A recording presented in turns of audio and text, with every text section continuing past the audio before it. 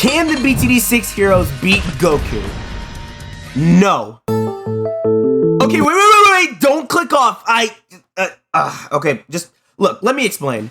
BTD6 characters have abilities such as killing you by blowing up your mind, hexing you to death, burning, arrows. Wouldn't this stuff be enough?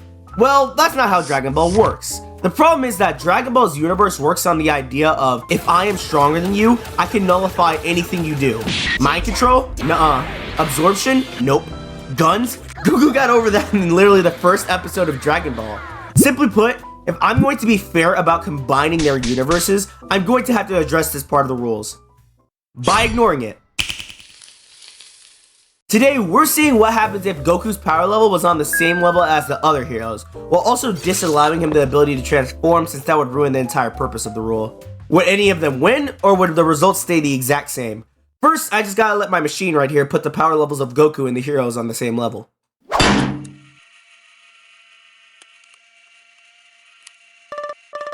Yeah, I know, just give it a minute.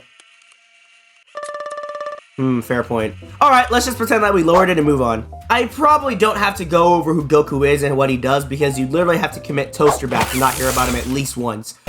But basically he has abilities such as flight, teleportation, beams, and so on. He's also basically mastered martial arts as he's been training for most of his life, and he also has a really hot wife.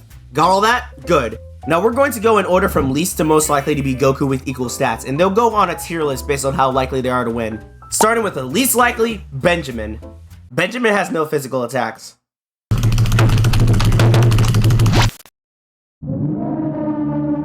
Huh? Anyways, that's all for the D tier of the list. Next up we have the C tier, aka the slight chance tier. And even with equal stats, there's going to be a lot of heroes here, starting with Brickle. Brickle's main gimmick is being the only purely water-based hero, but for this matchup it's actually really bad. Not only is her main attack weak, but her mind ability requires Goku to literally run into it, which definitely ain't happening. So she lands at the bottom of the sea. See what I did there? Bottom of the sea, because she's the ocean hero and she's at the bottom of C tier. Oh hey, Rosalia, you're up next. Now Dude, shut up, I'm trying to explain. Her attacks don't do that much damage, and even though her level 7 can let her fly wherever she wants, Goku already has that ability built into him, and her other attacks are just too slow and avoidable. 9 times out of 10, she gets absolutely obliterated. Yeah, that's right, I hope Goku clobbers your insides and then sells your gadgets on the black market. Next up, we have Sada and Pat Lusky being lumped together for the same reason. Even though we're scaling Goku down to the BTD6 hero standard, we can't forget that he is literally a master martial artist and can also fly.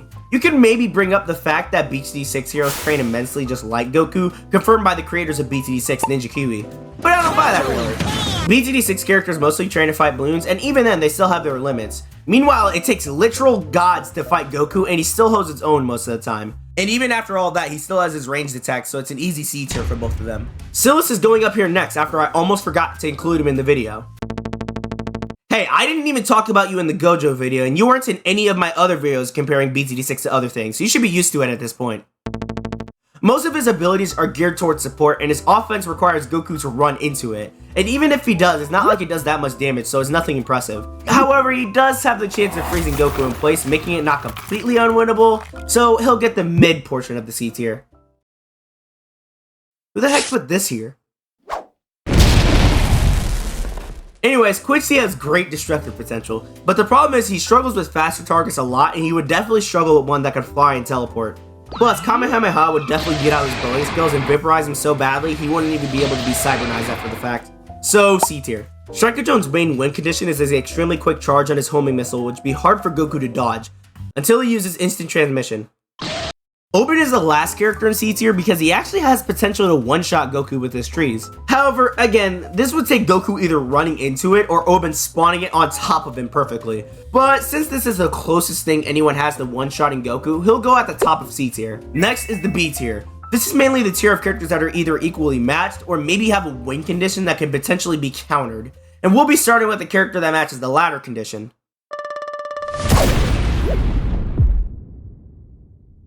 Decay.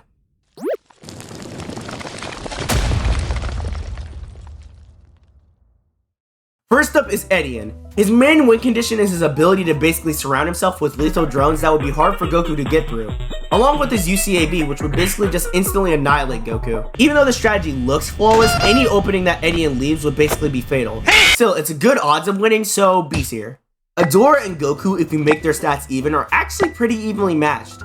There's no significant gimmick or thing that one can use on the other, and they both have abilities that can pose a problem to each other. This fight would definitely be a fun one to watch, especially if you like getting hit by stray blasts, but either way, B tier.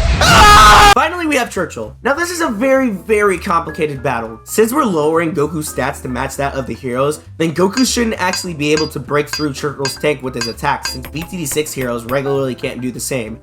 However, through BTD6 logic, any attack that does non-sharp type damage can cut through metal, which should include Goku's beam attacks. You might think that Goku could simply just teleport inside of the tank, but we don't know how the tank looks on the inside, and with Churchill's little head barely popping out there doesn't look like there's much room for Goku to teleport in. I'm just gonna go the route of saying he can't. This one is already very theoretical and it's starting to make my brain hurt, so I'm just gonna put Churchill at the highest of B tiers. Moving on to A tier, this marks the characters that actually have a greater chance at beating Goku. The first character on this list is Geraldo. This may be surprising since he isn't really the fighting type in the game and mostly does things through his shop items, but that's exactly why he's strong here. He simply has a bunch of stuff to throw at Goku that are all mostly lethal. Genes, Genies, Maelstrom, Glue, just a bunch of stuff to throw, and the only way for Goku to win is if he breaks through somehow, which is unlikely, but still possible. This is similar to Corvus, but he has even more stuff to throw. Albeit, he has less chances to throw him because of his soul charge, but still, I think them being more lethal on top of his abilities make up for that. Both of them get A tier. Finally, barely scraping the crusted cheeks of S tier is Azili. Theoretically, her Moab X ability should just one and done Goku, leaving nothing behind. But without any help, that process can take some time. So although it isn't likely at all, it may be possible that Goku can simply just defeat her quick enough to where the Hex doesn't kill him quite yet. Though Goku could also just die, but still, I'll put Azili at A tier. Finally, we have the two characters that you may or may not be expecting to win. Both of these guys are in the easy win category for just having abilities that straight up one-shot, with the only difference between these two being the distance and ease of use. Even if you play BTD6, you might not have been able to guess this, but Gwen is actually really powerful, and it only takes one thing to explain: purple balloons. Purple balloons are basically immune to most types of fire and magic, including Plasma Blast. However, at level 16, Gwen can pop these balloons, meaning her fire burns hotter than literal plasma.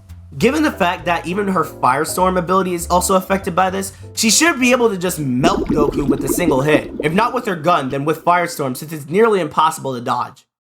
And for the final character, you can probably guess it's Sai. I mean, if you play BTD6, you're probably expecting this. Being able to go into someone's mind and then blow it up from the inside is insanely overpowered, and with equal footing, there's basically no way to stop it. Sorry, but Goku finally found his limit. Or did he? That's right, ladies and gentlemen. We're about to watch a grown man fight a literal child. It wouldn't be the first time. Anyways, let's see what happens. 3, 2, 1, go! Wait, what? Oh, the power level still hasn't gone down fully. What the fuck?